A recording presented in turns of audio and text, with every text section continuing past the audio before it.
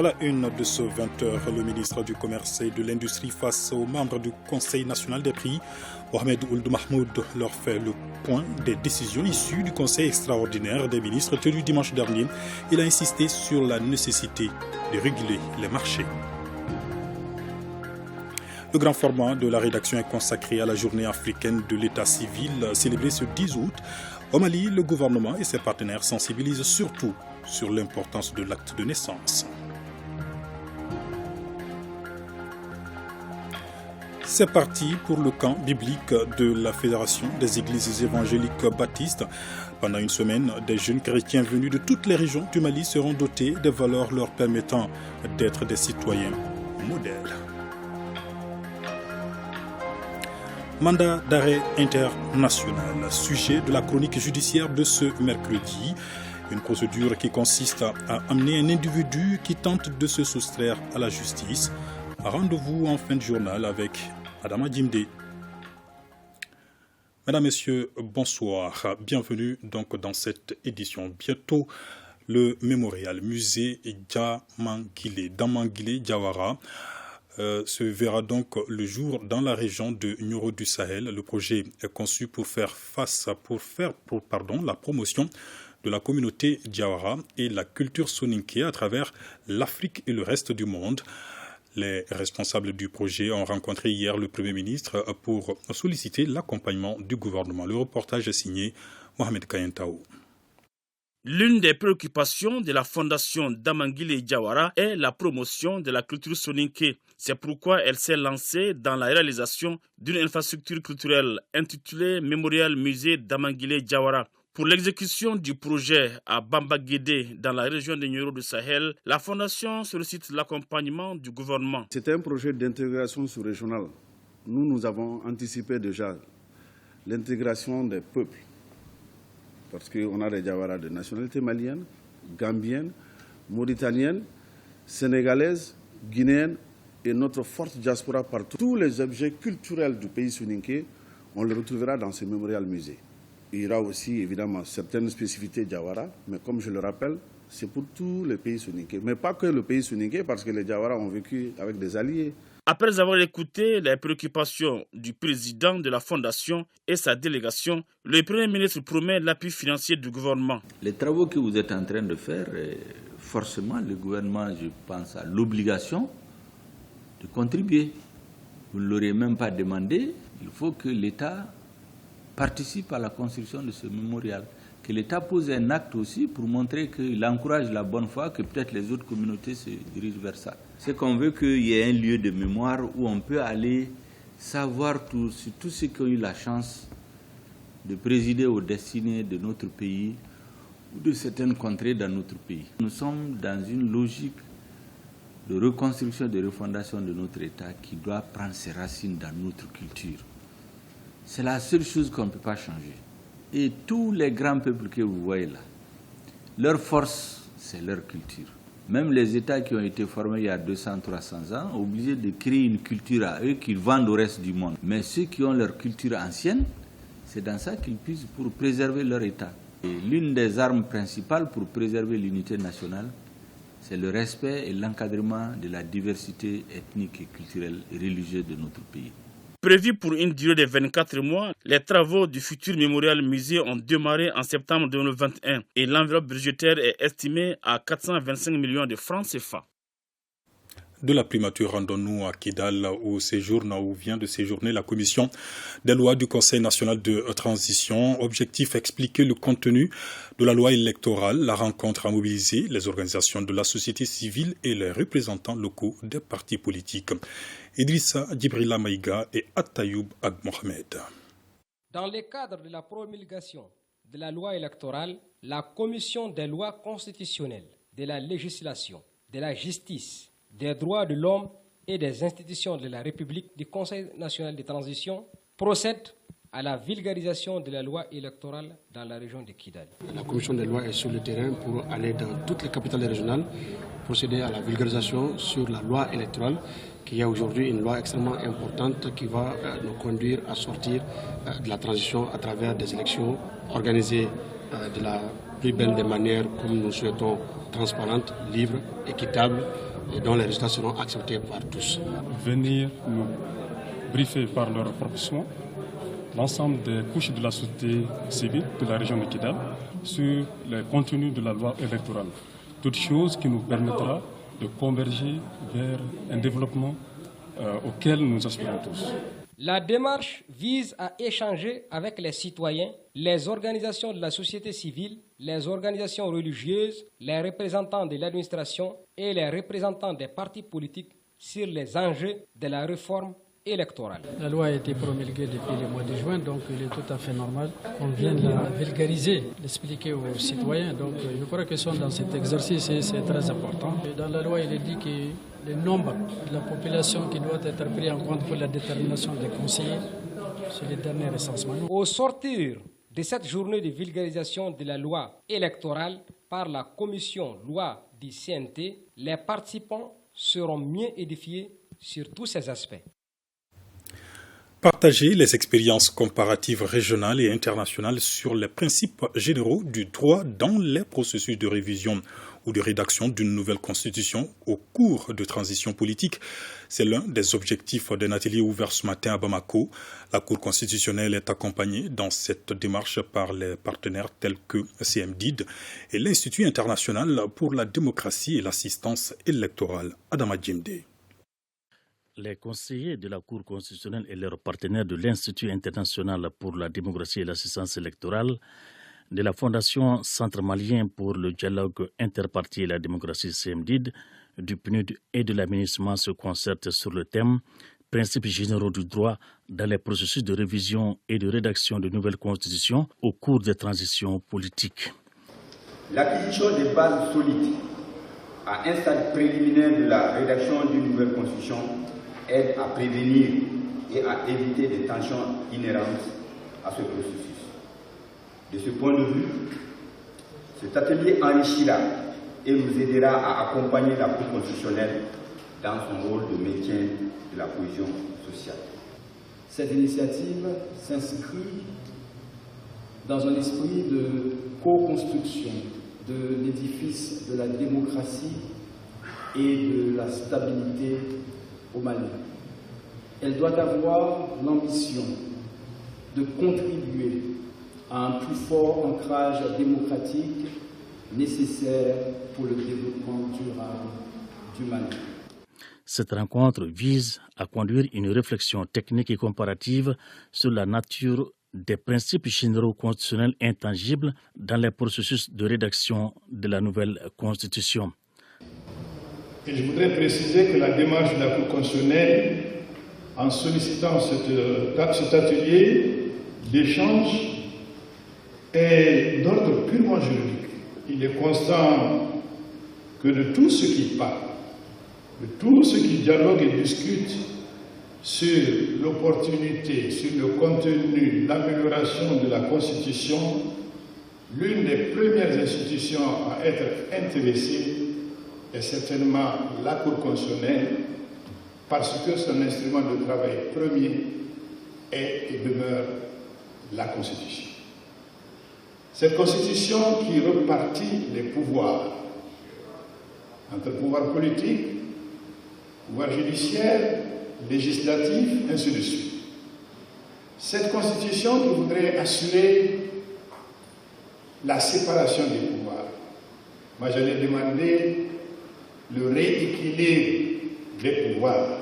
Sans l'existence d'un cadre constitutionnel fonctionnel et acceptable et son large respect, il est difficile d'imaginer la paix, la démocratie, les droits de l'homme, le développement durable, l'inclusion des femmes et d'autres groupes marginalisés, et de lutter contre le crime organisé, le terrorisme et les autres défis tels que le changement climatique, auxquels s'ajoutent les autres sources de stress auxquelles sont confrontés nos citoyens. Il sera aussi question des échanges d'expériences du Burkina Faso, du Bénin et de l'Afrique du Sud. Nous sommes le 10 août. C'est la journée africaine de l'état civil. Elle est couplée À la 10e édition de la Journée africaine de la décentralisation et du développement local, au Mali, le gouvernement et ses partenaires sensibilisent surtout sur l'importance de l'acte de naissance et ces journées sont célébrées au moment où le chantier de la modernisation de l'état civil est en marche avec un taux d'enregistrement de plus de 85% à la naissance. Grand format sur la Journée africaine de l'état civil, une signature de Awadit Makamara.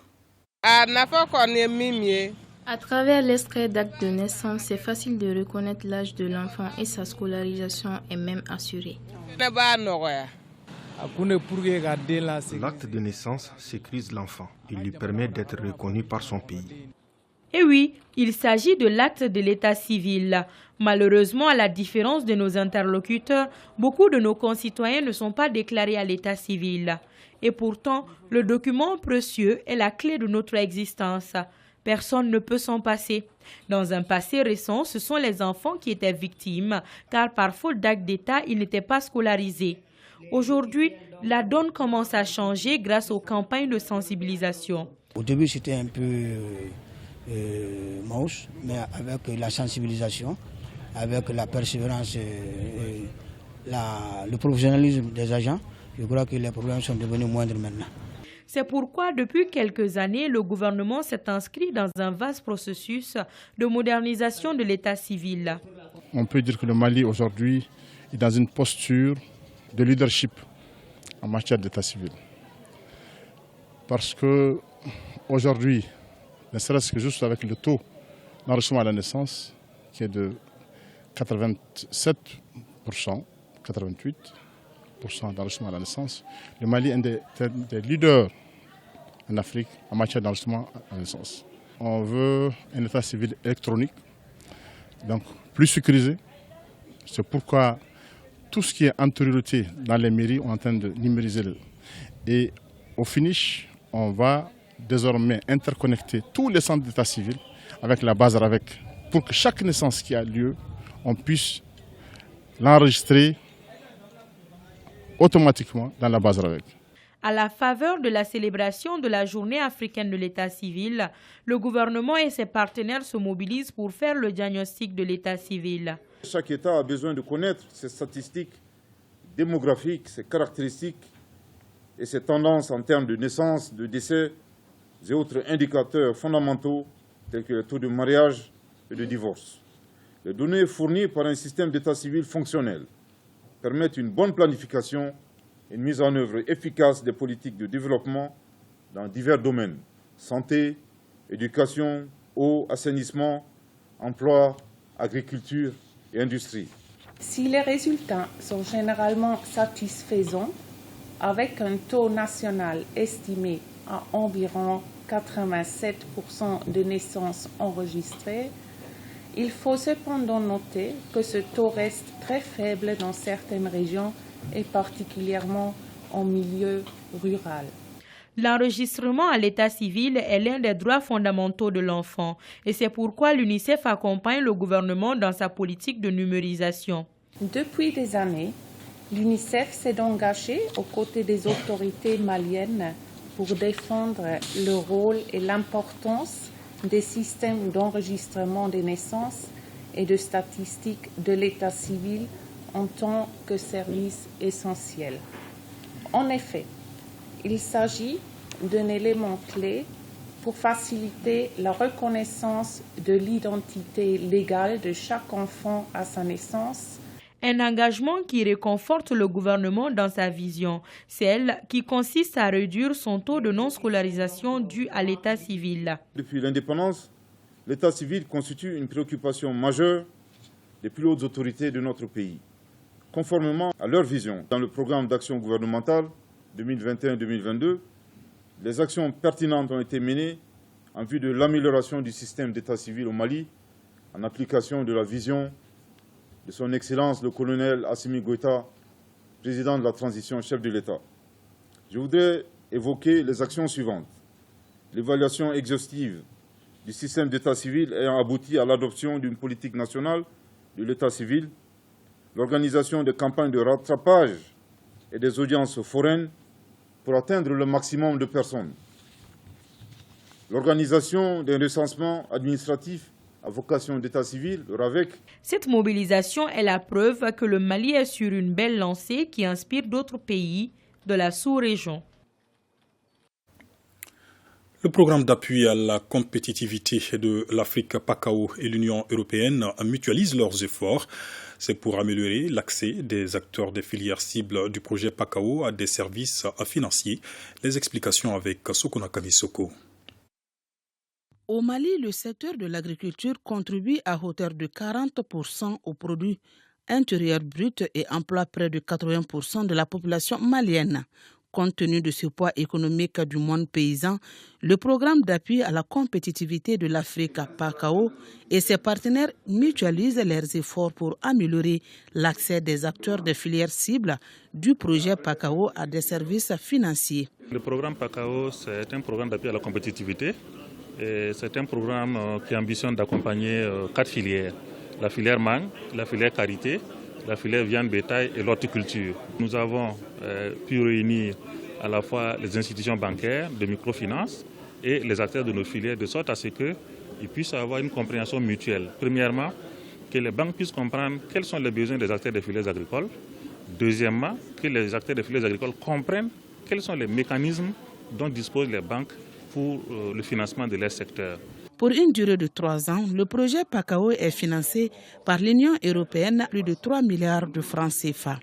Le programme et cet atelier démontrent une vision d'appuyer les investisseurs privés et une fois de plus l'engagement d'accompagner le Mali dans son développement économique et social, ce qui représente certainement la clé de voûte pour la stabilisation du pays et on en est fiers d'y aider en s'engageant avec l'Union européenne. Le gouvernement du Mali, à travers le département de développement rural, jouera son rôle de plaidoyer pour l'accès aux ressources nécessaires pour le développement agricole du Mali et travaillera également à préparer les acteurs du monde rural pour la mutation des systèmes de production familiale au système de production professionnalisé et orienté vers le marché. Les échanges ont porté sur l'association des professionnels des banques et établissements financiers, la présentation des différentes banques partenaires ainsi que leurs offres de financement du secteur agricole, entre autres. L'ambassade d'Italie au Mali met à la disposition du commissariat à la sécurité alimentaire 3 véhicules. Ils sont destinés au projet Brigade verte pour l'emploi et l'environnement. Le but est de renforcer la capacité opérationnelle des membres du projet. Reportage Anchata Koulibaly. La problématique de l'emploi des jeunes au Mali est devenue une question cruciale qui nécessite l'engagement de tous. Pour faire face à ces défis, le projet Brigade verte pour l'emploi et l'environnement est à pied d'œuvre pour résorber le chômage. Pour l'atteinte de cet objectif, l'ambassade d'Italie vient de mettre à la disposition du projet 3 véhicules d'une valeur de 32 millions de francs CFA. 80% de migrants qui arrivent en Italie, ils souffrent de violences extrêmes. Les meilleures alternatives à cette migration forcée, naturellement, c'est d'avoir un travail. Et c'est sur ça que nous, depuis qu'on a ouvert l'ambassade d'Italie au Mali, est en train d'investir. Ce projet, j'espère, va créer des dizaines de milliers d'emplois. Le projet Brigade verte pour l'emploi et l'environnement intervient dans 2 régions du Mali, les régions de Caille et la région de Nioro du Sahel. Ces véhicules vont contribuer à renforcer les capacités opérationnelles de l'unité de gestion et partant contribuer à l'atteinte des résultats du projet. Ce projet est une initiative présidentielle sur financement de l'Italie et l'État malien. C'est un projet très important qui vise d'abord à lutter contre l'insécurité alimentaire à travers le renforcement de la résilience au niveau des populations vulnérables, d'éviter l'exode rural. Et le message que j'ai à donner aux bénéficiaires, c'est de bien travailler, c'est d'aller rapidement vers des résultats. Auparavant, le projet avait acquis 5 véhicules 4x4 destinés aux missions de terrain, des motos pour les coordinations régionales, des matériels informatiques et bureautiques, entre autres. La mise en œuvre du plan national de réponse à l'insécurité alimentaire entre dans sa phase active dans les régions de Gao, Kidal et Ménaka. Les acteurs régionaux à la sécurité alimentaire viennent de suivre une série de formations dans ce sens. Les détails avec Agali Agagissa. 3 jours de travaux pour partager le plan national de réponse à l'insécurité alimentaire avec les acteurs des régions de Gao, Kidal et Ménaka. Il s'agit pour les spécialistes du commissariat à la sécurité alimentaire d'expliquer aux responsables administratifs, à ceux des ONG et de la société civile, le rôle et la place de chaque acteur dans le processus d'identification et de ciblage. Des outils dont leur maîtrise renforce les capacités de mise en œuvre du plan national de réponse à l'insécurité alimentaire. Dans un premier temps, nous avons décidé, dans le cadre de la mise en œuvre de notre plan national, d'échanger avec la région sur les activités qui les concernent. La seconde mission, c'est de travailler avec les prestataires privés qui sont les ONG pour les apprendre à mieux connaître ces supports, ces outils, à les manipuler et aussi à les administrer. Les documents, ça nous a guidés à comprendre comment il faut faire le travail sur le terrain, comment il faut faire pour identifier les bénéficiaires. Les différents ateliers ont permis aux participants de recenser les difficultés sur le terrain et formuler des recommandations pour assurer une distribution transparente des vivres. L'une des préoccupations soulevées ici, comment les organes déconcentrés, comment nous pouvons les rendre opérationnels afin qu'ils jouent le rôle qui est attendu d'eux selon le décret qui les a mis en place. Les besoins sont également très énormes. Nous savons déjà que Mme se fera le porte-parole de nos régions. Tout ce que nous avons pu avoir comme information, comme difficulté que nous traversons. En notre qualité de technicien également, nous avons été suffisamment outillés. Cette année, la région de Gao bénéficie de plus de 2150 tonnes pour assister plus de 75 000 personnes. Celle de Ménaka recevra plus de 1130 tonnes pour soutenir plus de 30 400 bénéficiaires potentiels. Environ 550 tonnes seront reparties entre plus de 20 230 individus vulnérables dans la région de Kidal. À ces vivres s'ajoute un appui composé d'aliments poissons et bétail destinés au secteur d'élevage et de la pisciculture. À Taoudeni, installation du conseil communal de Aruna, un geste très symbolique qui marque le début du retour des autorités politiques dans la localité. L'infrastructure qui accueille la mairie a été financée par la coopération belge à travers la Direction nationale de l'état civil. Shirfi Moulay Aïdara. L'opérationnalisation de la région de Taoudeni est à l'installation des autorités politiques et le ton est donné par la commune rurale d'Arawan. Désormais, le maire et l'ensemble des membres du conseil communal sont installés sur place pour servir les populations. Je suis le président de toute la population d'Arawan, ça inclusif. Cette mission ne pourra la réussir que lorsque chacun de nous apportera sa petite pierre à son édification. Pour cela, vos conseils, vos suggestions, votre orientation et votre encouragement seront de mise. Le nouveau bâtiment abritant la mairie est composé de 6 bureaux équipés avec douche intérieure chacune, une salle de réunion et une salle des archives. Le financement est de la coopération belge à travers la Direction nationale de l'état civil. Tous les ressortissants d'Arawan, d'où qui se trouvent sur la terre, de venir nous aider, de venir nous donner un coup de main pour faire face aux défis du développement. Aujourd'hui, nous sommes engloutis par le sable. Sans eux, nous ne pourrons pas relever ces défis. Donc, à être leur commune, il faut construire la case que tu peux construire, le village que tu peux construire, le bureau que tu peux construire, il faut le faire chez toi. Il faut exister. Vraiment, l'État nous a donné cette opportunité d'exister, on n'a qu'à exister. Motivé pour jouer sa partition, la coordination communale de jeunes pour le développement d'Arawan a offert des kits d'assainissement à la nouvelle mairie. Et ce communiqué du gouvernement de la transition qui vient de nous parvenir à la rédaction. Le gouvernement de la transition informe l'opinion nationale et internationale que le dimanche 7 août 2022, aux environs de 15 heures, les unités des forces armées maliennes de Tessit dans leur mission sacrée de défense du territoire et de protection des populations ont réagi vigoureusement à une attaque complexe et coordonnée des groupes armés terroristes, vraisemblablement de l'État islamique dans le Grand Sahara, IGS, caractérisé par l'usage de drones, d'explosifs, de véhicules piégés ainsi que de tirs d'artillerie. L'enregistrement par les FAMA d'opérations clandestines de survol d'aéronefs indique sans équivoque que les terroristes ont bénéficié d'appuis majeurs, y compris d'expertise extérieure. Au cours des violents combats qui ont duré plusieurs heures, la sécurisation et la préservation des vies des populations sont demeurés les objectifs primordiaux des FAMA. Au terme des combats, le bilan se présente comme suit. Côté ennemi, 37 terroristes neutralisés et des équipements ont été abandonnés par les assaillants dans les environs de Tessit ainsi que 2 véhicules contenant du matériel et leurs occupants détruits par des frappes aériennes dans une forêt à 5 km au sud de la localité. Côté ami, 42 morts et 22 blessés.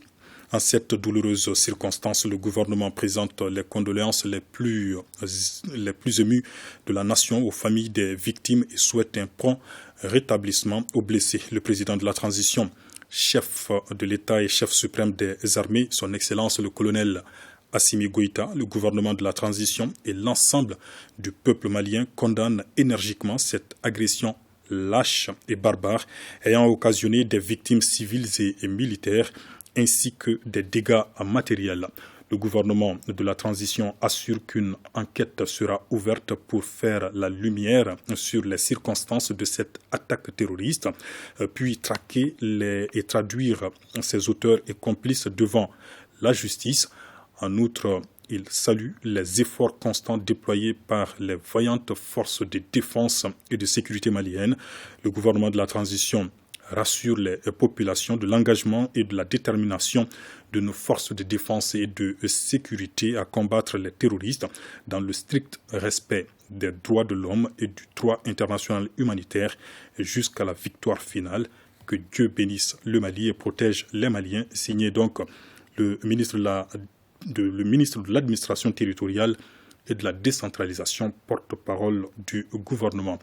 Et ce décret numéro 2022-04-70 PTRM du 10 août 2022 déclarant un deuil national, le président de la transition, chef de l'État, vu la Constitution, vu la charte de la transition, vu la loi numéro 2022-001 du 25 février 2022 portant révision de la charte de la transition, décrète, article 1er, un deuil national de 3 jours à compter du jeudi 11 août 2022 à 0h est déclaré sur toute l'étendue du territoire national en hommage aux victimes civiles et militaires de l'attaque terroriste perpétrée à Tessit le dimanche 7 août 2022.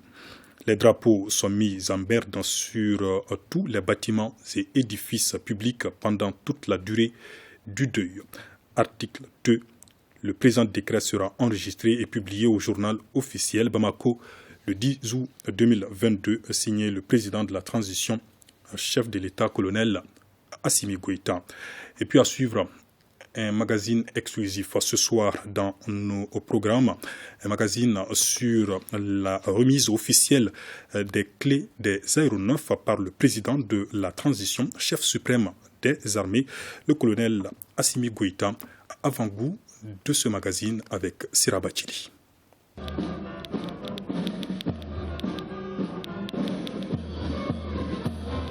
Le peuple malien, si riche et si fort, durement éprouvé par une succession de tragédies naturelles et artificielles, a accepté de confier son sort et sa survie à ses braves enfants. Debout, villes et campagnes, debout, femmes, jeunes et vieux, pour la patrie en marche vers l'avenir radieux. Pour notre dignité, renforçons bien nos rangs.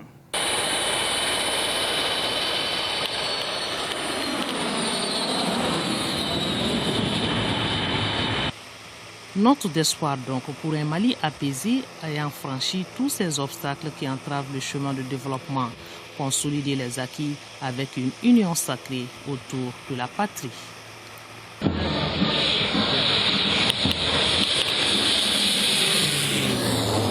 Une spéciale à retrouver juste après cette édition, une réalisation de Sira Batili, Brahima Koulibaly et Abdoulaye Sangari.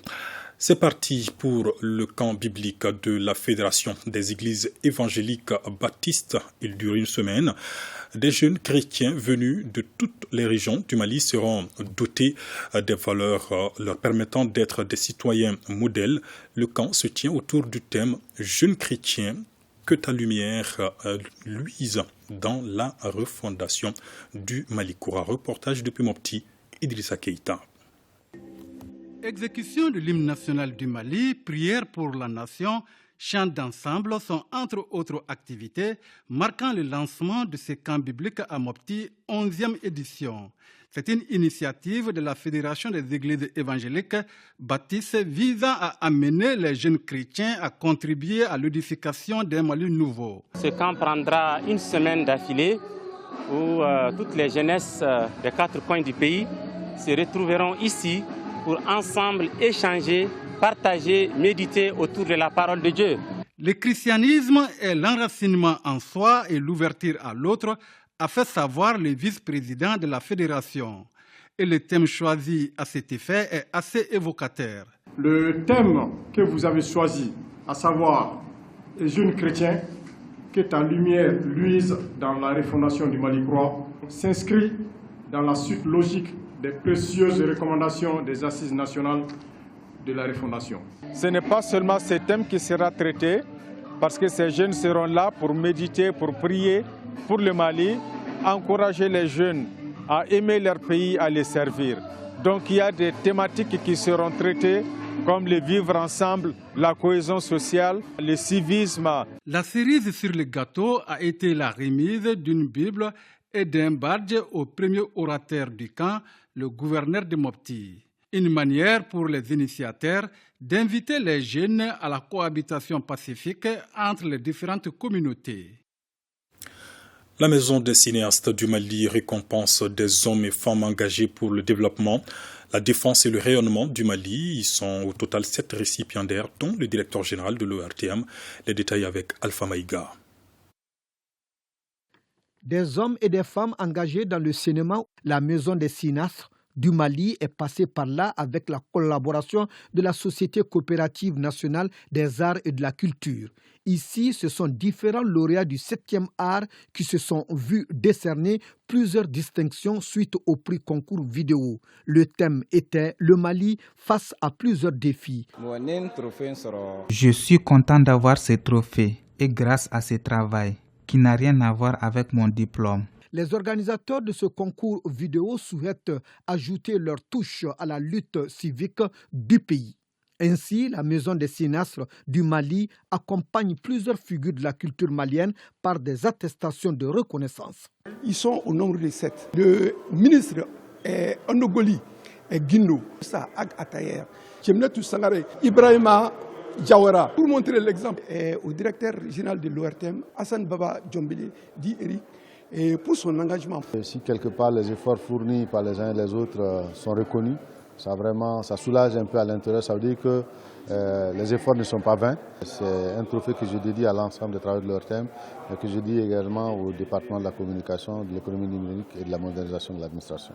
C'est un travail collégial, un travail à la chaîne que nous faisons à longueur de journée pour produire ce que les téléspectateurs peuvent voir et ce que les auditeurs peuvent entendre. Et pour cette raison, les ambitions sont révélées pour le bonheur des auditeurs et des téléspectateurs de l'ORTM. Nous voulons rehausser l'image davantage de la maison. Comme vous le savez, l'ORTM est une structure qui a pour mission d'informer, de sensibiliser, mais aussi de divertir. Aujourd'hui, nous sommes sur les 3 fronts. Et pour sceller la cérémonie, un sketch sur le sujet, comme quoi la vérité artistique est plus vraie que la vérité elle-même.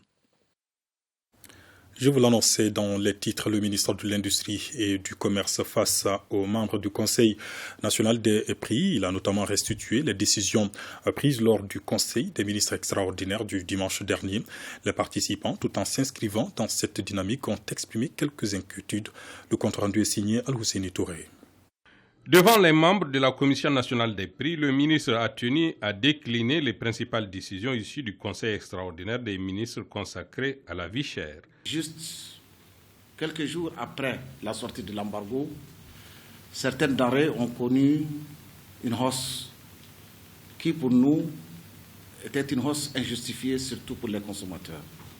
Je ne parle pas ici de contrôler tous les prix de toutes les marchandises du marché, mais surtout des prix des produits subventionnés par l'État, dans lesquels l'État a accepté de laisser tomber un certain nombre de droits et d'obligations, par exemple les taxes, les impôts, pour ce qui est de l'huile alimentaire, le riz brisure à 50% et le sucre.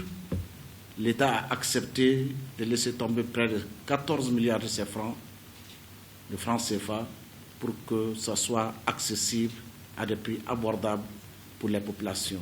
À ce niveau, nous avons dit qu'il y a un certain nombre de principes sur lesquels il faudrait revenir. Par exemple, l'obligation d'affichage des prix des produits, ça c'est un droit pour les Maliens.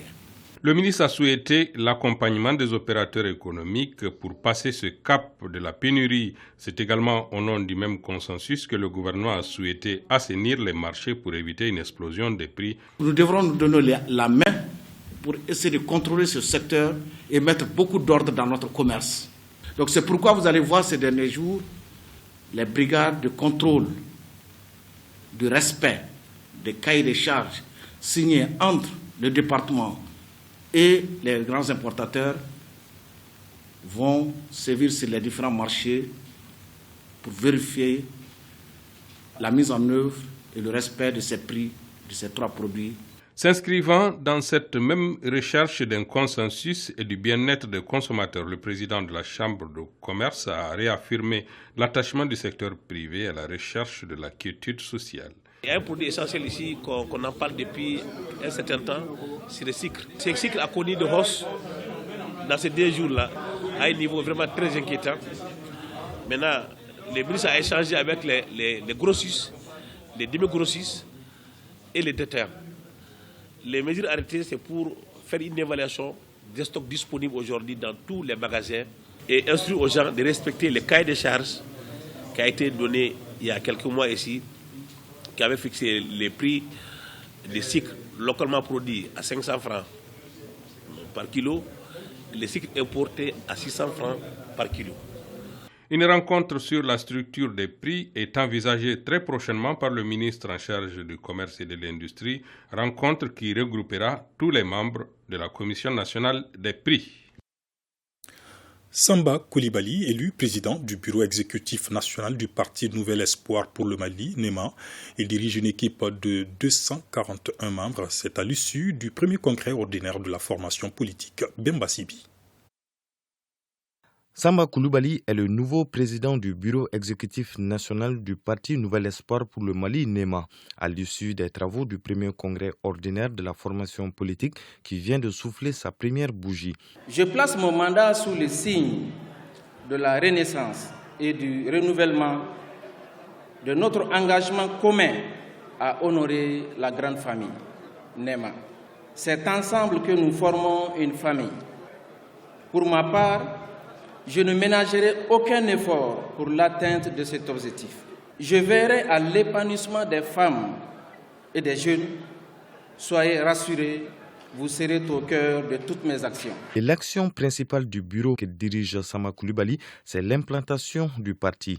Déjà, en une année d'existence, NEMA a mis en place 43 sections, 614 sous-sections et 15 000 comités dans 37 cercles et les 6 communes du district de Bamako. Je voudrais saisir cette opportunité pour vous exhorter à resserrer les rangs pour relever les défis qui profilent à l'horizon, à savoir les élections générales. Il est important de travailler à la base pour que NEMA puisse remporter des victoires. Je dis bien des victoires. Dès à présent, nous affirmons du haut de cette tribune notre conviction à œuvrer dans ce sens. Pour ce premier congrès ordinaire, les délégués sont venus de toutes les localités où le parti NEMA est implanté. Ils ont procédé à la relecture des statuts et règlements et travaillé sur les orientations stratégiques du parti. Plusieurs formations politiques, associations et leaders religieux ont pris part à ce congrès. L'association Tabital Poulakou réagit à la déclaration récente du président français. En visitant Guinée-Bissau, Tabital Poulakou se reconnaît dans le communiqué du gouvernement de la transition suite à cette déclaration. Pour plus de détails, je vous propose d'écouter Abousso, président de l'association Tabital Poulakou, au micro de Abdul Karim Kaba. Faisant suite aux nombreuses interpellations qui lui ont été adressées, notamment par diverses autres associations sœurs, Tabital Poulakou fait connaître par la présente déclaration sa réaction par rapport aux propos tenus par le président français Emmanuel Macron lors de sa visite en Guinée-Bissau le 28 juillet 2022. Tabital Poulakou a pris acte du communiqué rendu public par le gouvernement de la transition de la République du Mali relatif à l'intervention du président français en Guinée-Bissau et considère que ce communiqué engage l'ensemble de la nation malienne. Tabital Poulakou, par conséquent, se reconnaît dans le dit communiqué. Tabital Poulakou reconnaît en outre qu'en dépit du caractère complexe de la situation que vit le pays, liée à la nature asymétrique de la guerre en cours, les autorités nationales ont fait preuve de bonne foi et de disponibilité. C'est ainsi que, entre le mois d'avril et ce jour, notre association a été reçue par 2 fois par le Premier ministre chef du gouvernement, le 6 avril et le 1er août, et par le président de transition chef de l'État, le lundi 11 avril 2022. De même, elle a été reçue par le ministre de l'administration territoriale et plusieurs fois par le ministre en charge de la réconciliation. Le problème soumis aux autorités nationales et aux autorités régionales, dans la plupart des cas, ont connu un dénouement heureux. La communauté Peul est une composante intégrante de la nation malienne. En conséquence, c'est sur le plan national qu'elle entend résoudre la crise qui affecte une partie de ses membres avec le concours des autorités nationales et le concours de ses sœurs et de ses frères des autres communautés. Tabital Poulakou s'est toujours gardé de saisir toute organisation internationale et de faire intervenir tout pays ou organisme étranger convaincu que la crise actuelle, quelle que soit sa gravité et sa durée, finira par être surmontée et par laisser la place à la concorde, à la convivialité, à la fraternité et à la solidarité qui symbolise la nation malienne. Tabital Poulakou réaffirme son attachement à l'unité nationale et aux valeurs républicaines.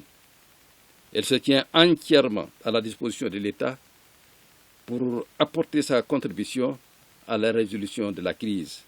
Vive le Mali, vive la République. La ville de Aulnay-sous-Bois, en France, a abrité récemment le festival Kaoural. Entente un peu la rencontre a accueilli des conférences thématiques, des exposants, designers, artistes maliens et de la diaspora, tous unis autour de la thématique d'une culture de paix. Amadou Kodjo était sur place pour le RTM. La culture contre le racisme et l'obscurantisme pour vivre dans un monde de paix, voilà l'objectif qui visait cette rencontre. On est parti d'un constat qui est réel. On s'est rendu compte que généralement, il y a des activités culturelles communautaristes qui sont organisées pour des Soninkés, pour des Peuls. On s'est dit, on ne veut pas de division, on veut vraiment se rassembler, constituer une seule culture, mais culture humaine. C'est-à-dire que il y a des multitudes de personnes qui se retrouvent, on se retrouve entre nous pour partager des bons moments parce qu'on en a besoin. Les problèmes sociaux qui existent entre les gens, c'est un moyen de se rassembler. Vous avez vu, aujourd'hui on est là, il n'y a pas eu de bagarre, il n'y a pas eu de haine, il n'y a pas eu de violence. Les objectifs ont été atteints, le message est passé. Il n'y a pas qu'une seule culture, il y a des cultures mais qui constituent une culture humaine. Initié par 2 jeunes maliennes, Kaoral est un événement où tout le monde pouvait se retrouver sans différence de couleur, de peau, de religion pour constituer un seul peuple. C'est une très grande surprise et une surprise très agréable que de voir une jeune femme et toute une équipe travailler pour promouvoir 2 grandes choses, la culture et l'entrepreneuriat. Je pense que l'idée était très très bonne parce que la problématique que les migrants, les déplacés en général, c'est ce qu'on appelle la transmission de leur culture, de leur histoire à leurs enfants, mais l'exercice et l'expression de cette différence même qu'ils ont de leur histoire en eux. Donc cette première partie culturelle était très très importante. Moi j'ai été ému et très très heureux. La deuxième partie c'est maintenant la construction de ce qu'on appelle des projets dans cette société-là.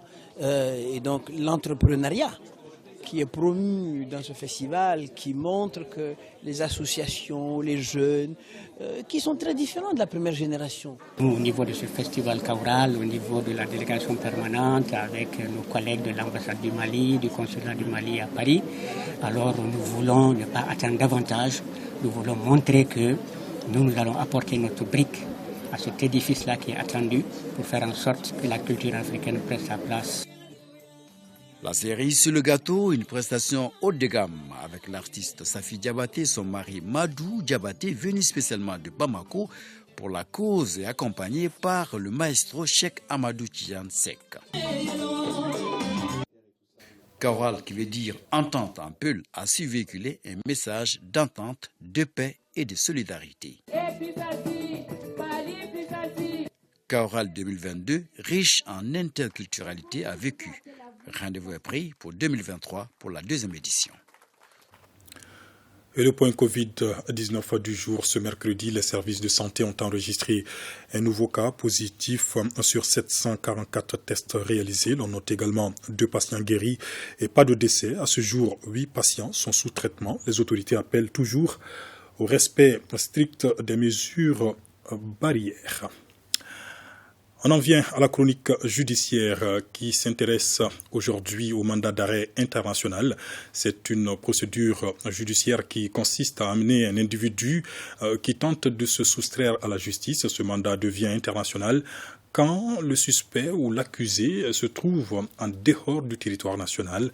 Chronique judiciaire, une réalisation de Adama Djimde. L'exécution de procédures judiciaires requiert souvent la prise de certaines mesures particulières. Pour ce faire, le juge d'instruction peut être amené à délivrer des mandats d'arrêt à l'endroit de certains individus qui ont tendance à se soustraire à l'action de la justice. Ce mandat devient international si l'intéressé est en dehors du territoire national. Le mandat d'arrêt a pour but de faire comparaître un individu qui se trouve soit en fuite, soit hors du territoire de la République, comparaître devant le juge qui en est l'auteur. Lorsque le mandat d'arrêt est délivré contre une personne qui se trouve hors du territoire de la République, en ce moment, il revêt la connotation internationale. Et c'est en ce moment que nous l'appellerons mandat d'arrêt international. Et le mandat d'arrêt international n'a autre but que de permettre à un État de demander à un autre État le rapatriement d'une personne qui a commis une infraction sur son territoire, afin que celle-ci vienne, si elle n'est pas encore condamnée, répondre en tout cas de cette infraction, ou si elle a été déjà condamnée, pour qu'elle vienne purger sa peine. Le mandat d'arrêt international étant une procédure judiciaire qui met en action 2 ou plusieurs États, suit tout un processus avant d'atteindre l'individu recherché. C'est un magistrat de l'ordre judiciaire qui seul peut décerner un mandat d'arrêt international. Donc généralement, ce sont les juges d'instruction qui le font, après avis du procureur de la République. Et lorsque le mandat est décerné par le magistrat en charge d'un dossier, il suit d'abord un circuit qu'on appelle le circuit judiciaire. Donc la hiérarchie, le mandat est délivré au procureur de la République, il l'achemine à sa hiérarchie et qui à son tour l'achemine à sa hiérarchie ici, jusqu'à ce qu'il atteigne le ministre de la Justice, qui lui aussi le transmet au ministre des Affaires étrangères. Maintenant, c'est le circuit diplomatique qui va commencer. Ce ministre des Affaires étrangères va toucher l'État dans lequel l'intéressé se trouve, via son ministère des Affaires étrangères.